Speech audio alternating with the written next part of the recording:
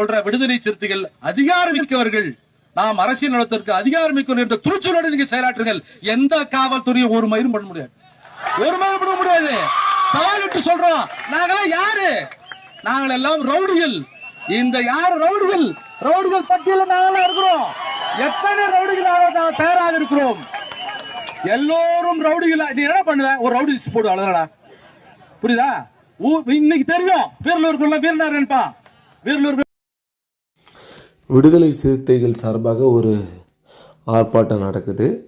அதில் அடங்கமறு அத்துமீறி போய் காவல்துறை எங்களை ஒரு மயிரும் பிடுங்க முடியாது, நாங்களாம் ரவுடிகள்னு பேசிகிட்டு இருக்காங்க.